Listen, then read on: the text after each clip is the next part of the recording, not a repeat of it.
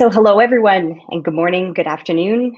It's really a pleasure to be here today and to share with you our roadmap for IBM Planning Analytics.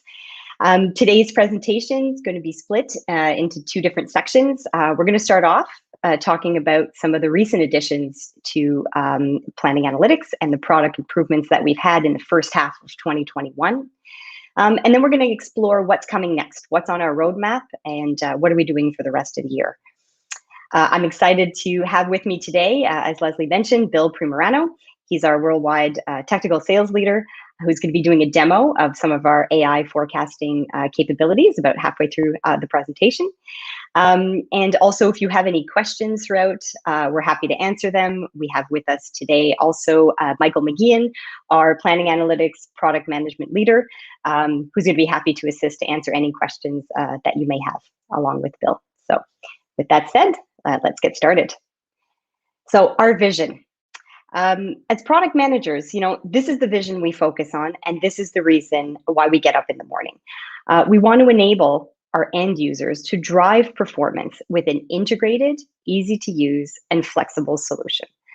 IBM's invested in the Planning Analytics with Watson solution to drive that ease of use and to embed AI into your planning process. So we're going to talk a little bit about those features. So a little bit of history, perhaps, before we move on to what's been happening in the world of planning analytics this year. In Q4 of last year, as many of you may have heard, we released the new experience for Planning Analytics Workspace. So it included many new exciting features and also a facelift for Planning Analytics Workspace. I'm sure you've all seen it. It looks really great.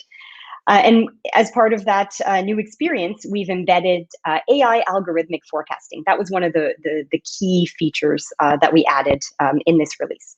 And really what this is time series-based predictions using exponential smoothing.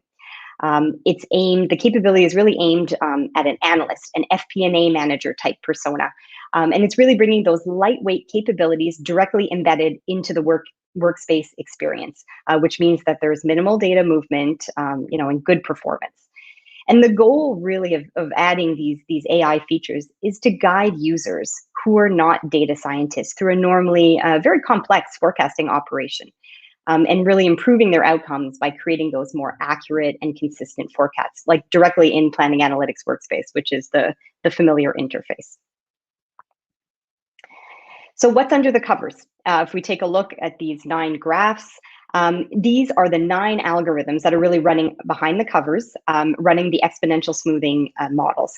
So the solution chooses the best fit for your data. And so if we talk a little bit about some of the capabilities that we've added since the initial release of forecasting, SC65, pretty recent release, we added the improved statistical details tab.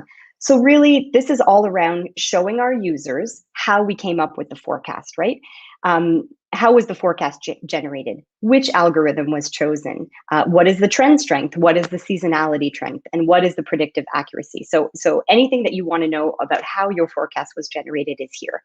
And this is really because we understand that explainability and trust is really important. Helping people understand how we got the forecast and being able to communicate that with their colleagues around what is the basis of the forecast. It's not a black box, it's explainable, and it really allows users to understand what's going on behind the covers. Another exciting addition since the initial release, the historical data in exploration. When we first started, when the forecast preview was run, so the data in TM1 is always used as your historical data, regardless of what's presented in your cube view, as you can see here. So the reason that we wanted to do that is to include more history in the prediction, which really results in higher accuracy. So in SC60, we added a new option, some finer grain control that allows you to choose whether to use the TM1 data in the current cube or to use the historical data as history. You know your data. We wanted to offer our users, we heard the feedback, we want to be able to select which data that we're using in our forecasts. There's a great blog written by Martin Stewart, who's leading the charge. He's the product manager for all of the AI forecasting capabilities. I invite you to check out his blog and all of the exciting features that he's written about in AI forecasting. And then another small improvement, it sounds small, but it's very useful, ignoring time periods. So if you're in SC64 and later, it allows you to specify which time periods you can ignore or you want to ignore when creating your forecast. Think of the use case. Think that we're mid-month in August, we're on the 15th and we're not quite at the end of the month. So we don't have all the data till the end of the month, and we don't want to include that in our monthly prediction to avoid including zeros. So really allowing some more finer grain control as to what data is actually being included in the forecast. Customer use cases. So what are some of the use cases that our customers are telling us about? What is the market telling us about AI? We've got Vapo and Ancestry, and also Vasan, which I want to take a few minutes to talk about today. Vasan, if you don't know them, are a Finnish bakery. You've may seen the use case study on the IBM website. If you haven't, I encourage you to read it because it's a really great story. They're one of the oldest bakeries located in Finland, and they're using the AI capabilities in planning analytics to forecast consumption needs, not only to produce the bread in their bakeries, but to keep their bakeries warm in the freezing cold Finnish winters, which I hear have nothing on the Ottawa winters. And they're forecasting using multiple factors such as outside temperature, production estimates, and the energy use and the price estimates that they're getting are going directly into their monthly plans, making the process more efficient, making it quicker, and incorporating all of those outside variables into their forecasting process, and all within planning analytics.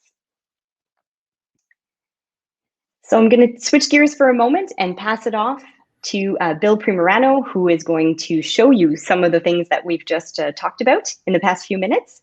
So over to you, Bill. Excellent. Well, thank you, Tracy. And let me go back. Let's start here a second.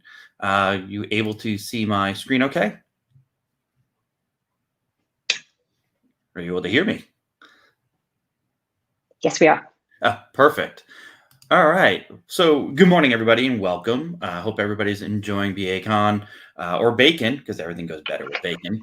As Tracy said, my name is Bill Primorano. I'm the Worldwide Technical Sales Lead for Data and AI, specifically around planning analytics with Watson. So lately, I have been talking to our IBM Auto division, and Joe, the VP of Finance, in particular, has been leveraging planning analytics with Watson for a lot of their analytics and to get through their day-to-day. Historically, his team had been using Excel. And as we all know, the pitfalls of using Excel for forecasting and for business intelligence, while it is probably still the number one business intelligence tool, it still has a lot of pitfalls and risk associated with it. So when Joe's team started looking at planning analytics with Watson, they realized that this solution really brings them closer to what the business is looking for and what they need to do on a day-to-day basis that provides some governance and some comfort level around their processes. So what we're looking at here is the welcome screen that Joe and his team have. So they have the welcome banner, which they can close if they wanted more real estate. But really, the cool thing about the welcome screen for Joe and his team in our web user interface is they can have these quick launches right to the data that they're working with.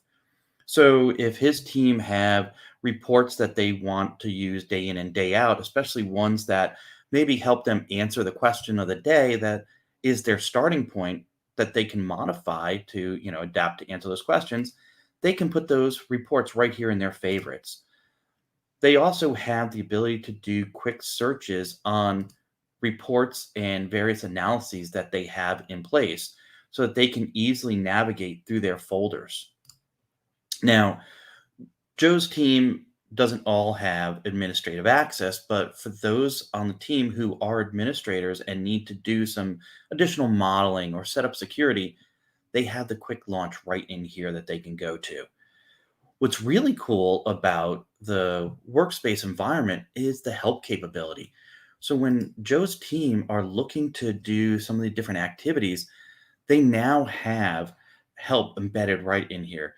So as they start to work with the environment and they start to do different models, whether they're in a guided plan or they're trying to build a workbook, they have the help right here at their fingertips. And what's really nice about the machine learning capabilities is the more they use this, the more the system learns and understands what they have been doing, and it brings them right to a guided set of help cues and videos. So that is all being said that what's going on with the welcome screen for Joe and his team. But now Joe has set up a process where he is setting up some workflow, so a guided plan around what he needs to do for work as well as what his team does. So Joe is going in here and he set up this workflow where he's got his executive review. So once everything is ready, he will get this notification that he can go in and start looking at the performance results, his dashboards, and start analyzing. Well, when Joe is done with that, he can pass it off to Spencer, who's the portfolio analyst. And Spencer's going to be able to leverage hierarchies to do some deeper dive analysis, maybe even leverage those attribute based hierarchies to do a targeted promotion. But what I want to focus on today is Tracy's role. Tracy is the FP&A manager. And after Joe goes in and Spencer does his work on the promotions, Tracy wants to come up with the long range plan for IBM Auto. So Tracy's going to go in and she is going to specifically look at the work stream that is dedicated to her. So let's go in here and see what was provided in this guided planning environment for Tracy to work. So here's where Joe was working and Spencer was working, but now here's Tracy's area. So she sees the work that is associated specifically to her. So it's more than your traditional role-based workflow. What we're looking at here in this guided planning is a task-based workflow.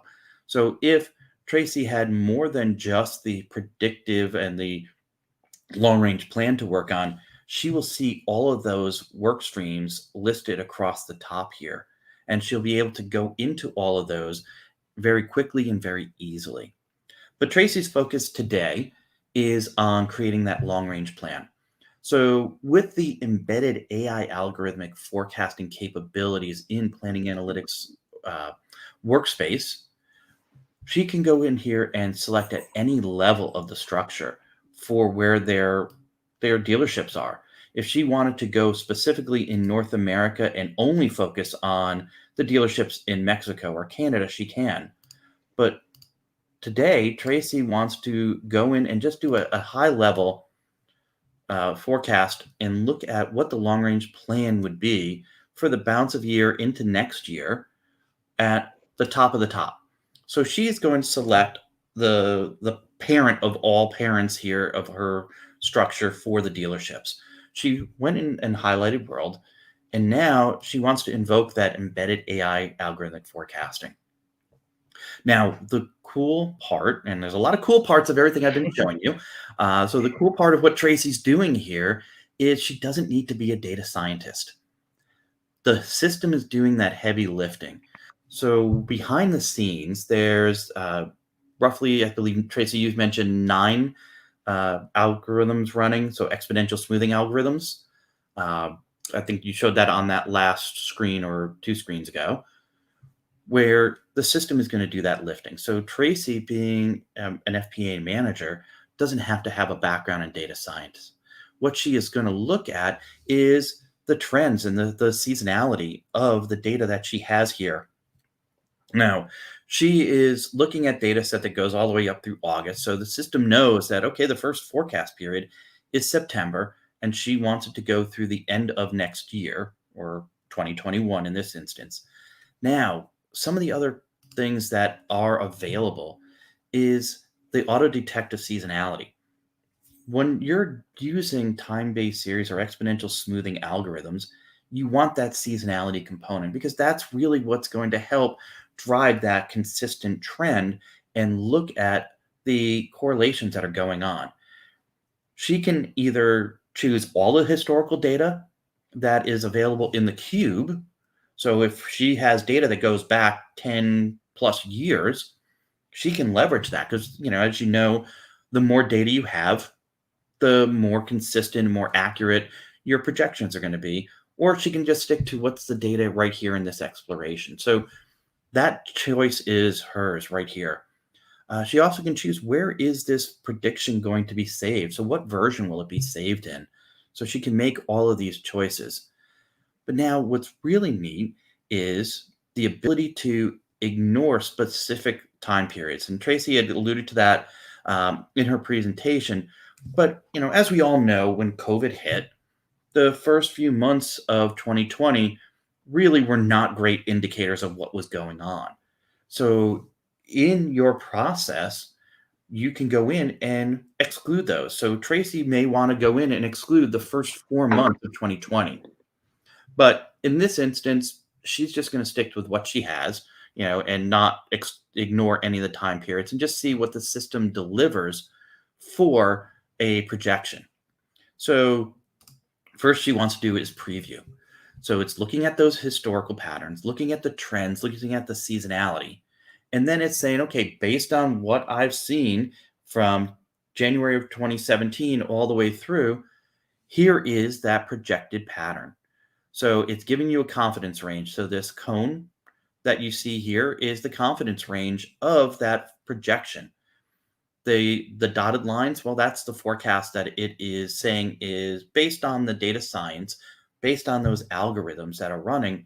This is where the system feels that projection is going to be, and it's got a high predictive accuracy. Now, the confidence interval being at 95% is pretty good. That's why you got a small cone here. But not being a data scientist and being asked the details of what's going on behind the scenes, Tracy has at her fingertips all of the details of the models that are being run. So here it's showing that the predictive accuracy of the data set that she's used is giving her 93.33%. That's pretty good. It's going to tell her the measure, the errors, and the model fit in here. So for the data scientists that are looking for these pieces of information, it's there. And we have the hover over and pop-ups to explain what is MAE for those of us who don't know these things. But again, the system is doing the heavy lifting. So while Tracy chose what level to do the forecast at and have it cascade down to all the children below, the system is running those different algorithms, and it's going to choose the one that has the best fit to deliver the right results with the highest level of confidence.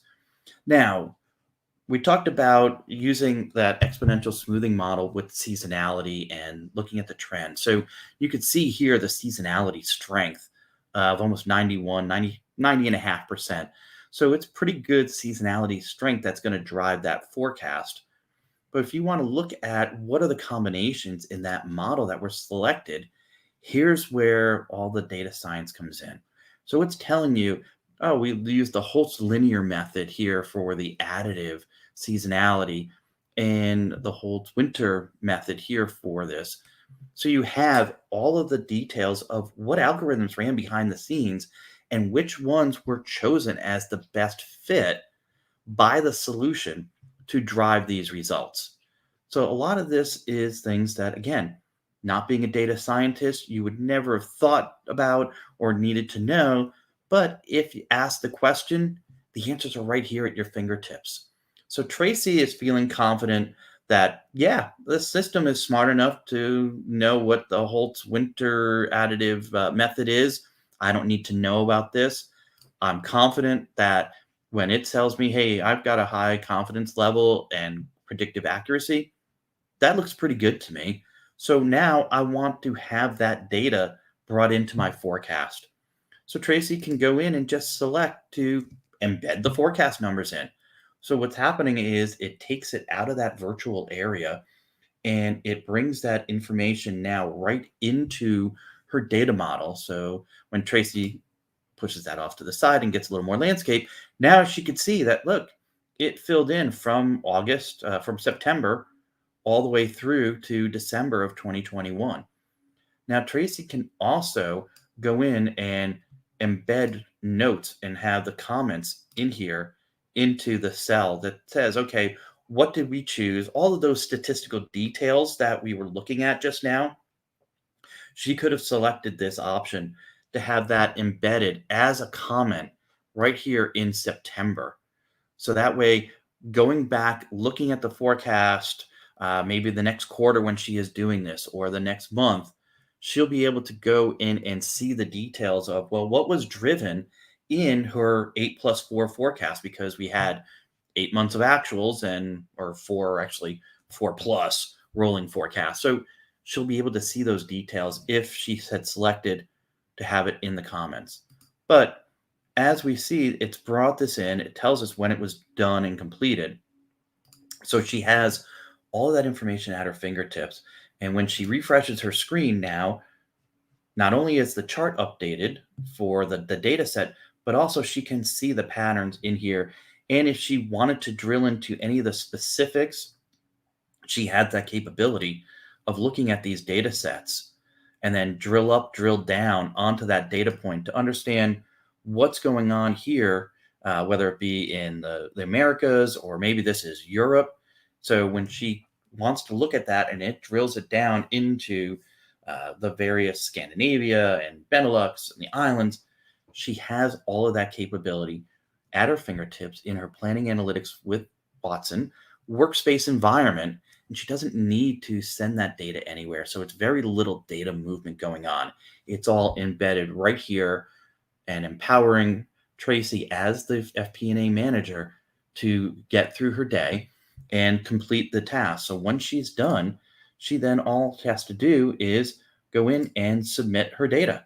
She can enter a commentary and say, maybe it's good to go. And once she submits that, it's locked in and she's ready. It rolls on to the next person in the process. So with that, I want to turn things back over to Tracy for the roadmap session. Tracy, back to you. Fantastic. Thank you so much, Bill. That was a great visual summary of of all the things that we talked about this morning. Very, very good. Thank you. I like your persona name, by the way. I think I'm going to start using Bill in some of my demos. All right. So we're going to shift gears for a moment here. So we've talked a lot about Predict. We've talked a lot about the AI capabilities, which are so important and very exciting. But we do have some other exciting improvements we want to talk about before getting onto the roadmap section. So planning analytics on cloud, let's talk about that for a moment. That offering is near and dear to my heart. So in this year, we've worked to release a few new important, what we call self-serve capabilities in planning analytics on cloud. And these are the ability to create and delete TM1 databases through the UI. So in planning analytics administration, since SC62, you can go ahead and not only create, but delete the databases as you see fit. Obviously, capability is only allowed for administrators. But it's really great because before having these available in PAA, it required a support ticket to manage this whole process. So, customers have been asking us, and they're very happy now to have that control, to create and delete their databases on demand without needing any kind of external intervention. So it's really working on that time to value for our clients. We want to reduce the time that it takes to perform any of the actions that need to be done as part of the planning process. And we want to increase that value to our clients. So a great little addition to for all of the planning analytics on cloud users. And another very exciting capability that I'm happy to talk about today, recent addition in SC65, is the Planning Analytics Workspace Modeling Workbench. And really what the Workbench does is it provides that dedicated TM1 modeling experience in Planning Analytics Workspace. It provides an IDE type of experience that is really built with the TM1 model developer in mind. That is our primary persona here. It's very different from the old approach of modelers having to create a book and interact with the modeling widgets, as we call them. Some of the capabilities that are included as part of the modeling workbench are support for multiple monitors. Modeling widgets can be pulled into separate tabs, separate web browser windows that can be pulled onto a second monitor. We know, as part of the user research, a lot of our planning modelers have very unique and special use cases that they need us to help deliver. So we've heard that, we've incorporated that in our support for multiple monitors. You can save and reuse workbenches.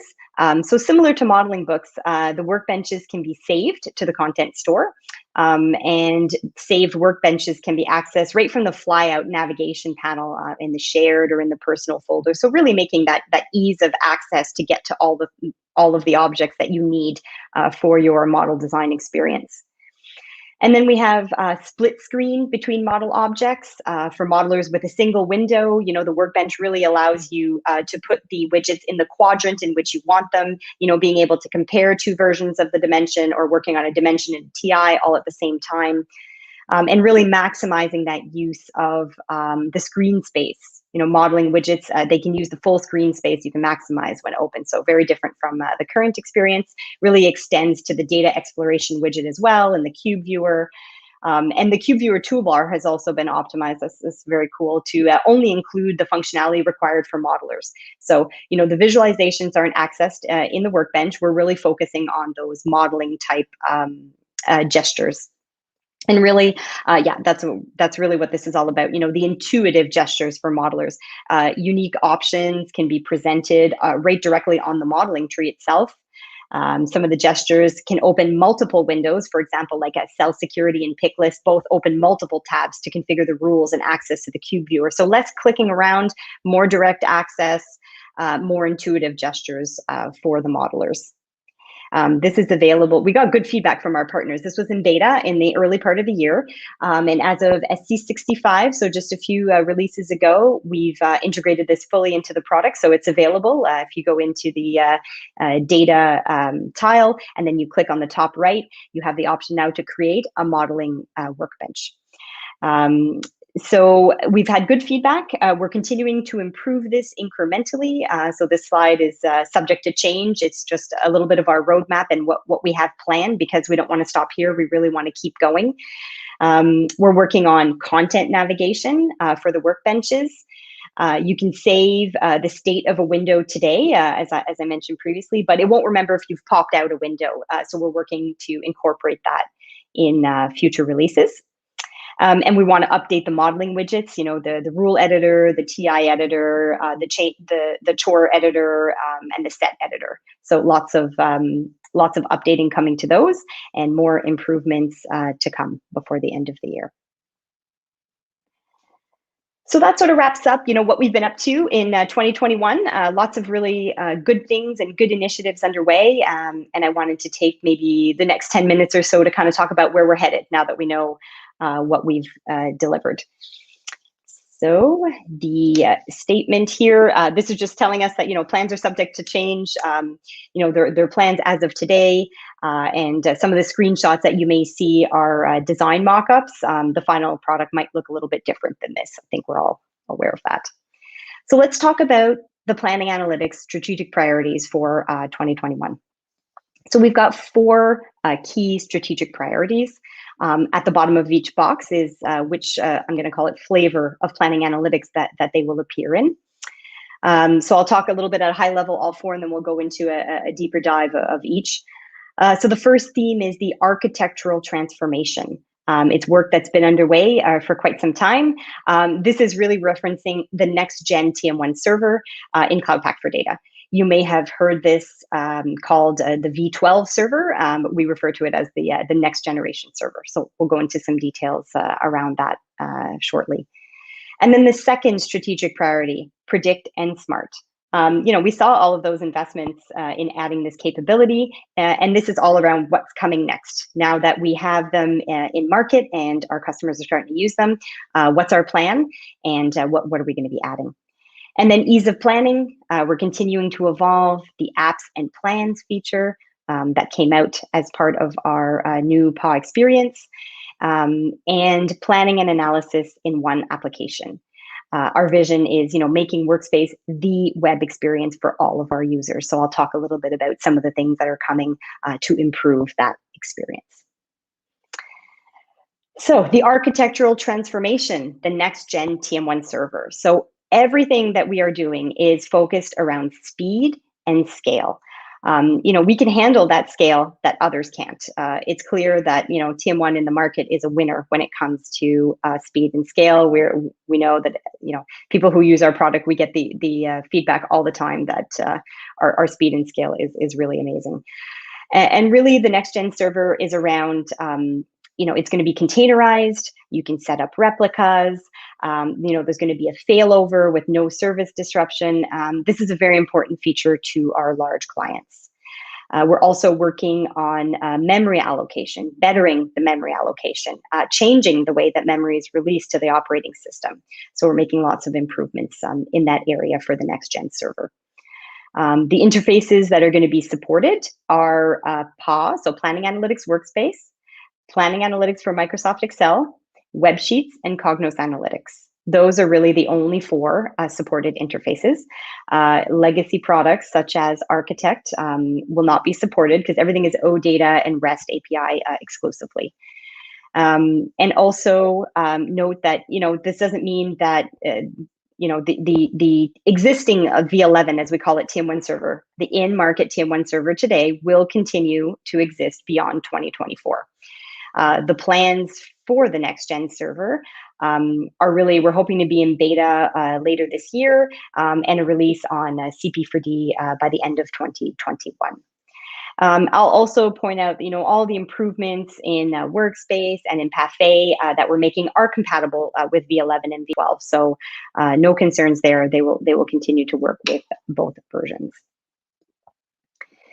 So let's talk a little bit about predictive and smart. Planning Analytics has really embraced this and brought Predict into all the features that Bill has demoed earlier. Martin's working hard on, listening to what our clients are saying, and he's got a great roadmap that I'm sure I won't do justice today. But I'll talk a little bit briefly about some of the capabilities that we have. We've heard from our clients that, it's great to be able to do that on-demand forecasting, but users want to be able to have a baseline forecast. So really the ability to forecast at a baseline level and then adjust, right? Baseline is really just seeding a lot of forecasts across the company. For example, if you're the manager, you want to create a baseline forecast for all of your coffee shops across North America, and then have your managers use this value as their starting value and adjust higher or lower. So we're definitely working towards adding that capability to the Predict and Smart. And kind of hand in hand with the baseline forecast is the ability to schedule a forecast. Currently, it's on demand. I can click a button in Workspace. I can get my forecast. But what about letting it run while you're at home, or while you're on your way, or overnight? So we really want to give that control to the users to be able to schedule the forecast for a time that works for them. Get up in the morning and your forecast is ready for tweaking, if you will. We're working on some Watson Studio integration, infusing the power of analytics to improve the statistical accuracy, enable data science, really, users to leverage their skills. And then in a very short term, in SC68, we have the decision optimization, or the DO integration. So this is pretty exciting. This is combining planning analytics and decision optimization to factor in, goals, priorities, and finding really the optimal answers with a set of constraints. And you can really explore a little bit deeper, so this persona is more aimed at the data science persona. So being able to integrate that with decision optimization. And then Agile demand planning. Really, it's an approach to sales and operational planning that can really help you stay agile and operational for the future. So the ease of planning. So Bill had showed some of the investments that we made in 2020 around, apps and plans. We really want to expand on the apps and plans. We're hearing the feedback in the market. And one of the things that we want to do is allowing non-admins to be able to create the plan. So we're working on introducing that capability. We also want to include approval and workflow. So now you can close or open a plan. There's one of two states. We really want to work around adding structure around that process, adding some of those capabilities. So it doesn't just have to be open or closed. You can have a little bit of a process in there. And the creation of a planning models, so annual plan, quarterly forecast, for example, and improving the creation of what we call TM1 models along with the assets, so the books and the solutions, et cetera. And really being able to guide the creation of planning models for our users, walking them through that process of creating the models. And planning analytics planning and analysis in one application. This is our second to last strategic priority. This is really all about planning analytics workspace, making it easy to use from an application perspective, having all of the capabilities in there that our users need. We did some action button work in SC 63 and 64. So that first point there, that's already been delivered, but it allows you to pass parameters when running your TIs. This was a big one that we're very happy is now available in the product. We're working on improvements in synchronization. Right today, you can synchronize parameters for an action button, but we're even looking to further those synchronization improvements. And the same thing for adding extra formatting options for calculations in PA. Today the calculations are very static. We've heard that the ability to edit a calculation would be a nice to have. So working towards the formatting options that we can offer for calculations. And then bringing the new geospatial capability, so bringing Mapbox in to replace the current mapping technology. Some very cool things happening in that space. And last but not least, template customization. In PA today, we offer, especially in the new experience, a lot of new templates to create your books. But really what we've been hearing is I would love the ability to create my own template to reuse. Maybe you have a special need for a specific plan, and I want to be able to share that template to be reused throughout my whole organization. And last but not least, adding a report or a dashboard distribution capability, which we know is highly desired. And so for the last strategic priority, let's talk a little bit about Excel, or our planning analytics for Excel interface. Dynamic quick reports, you may have heard about them. They were in a technical preview in Q1 of this year. Really provides dynamism in the columns in Cafe, the ability to have the columns change in a report. DQR supports this, and also the use of multiple hierarchies, as you can see in the little demo here. So this is a very net new functionality, very performant and ready for the cloud. Once DQR is in market, planned for the first half of 2022, we're going to continue to iterate on that. We're going to add some additional hierarchy-aware formulas and introduce some conversions, if you will, conversion utilities for clients to convert their existing dynamic and quick reports to dynamic quick reports. And as well, when our clients are ready, we're going to have the ability to disable the creation of new dynamic and quick reports. And looking longer term, maybe in the second half of next year, adding simplified programmatic updates to the planning PA for Excel plugin, and the ability to pre-configure the URL when adding new users. So that is all I had for you today. Thank you very much, Bill. And if there's any questions, please feel free to reach out here in the chat today or connect on LinkedIn. Be happy to answer.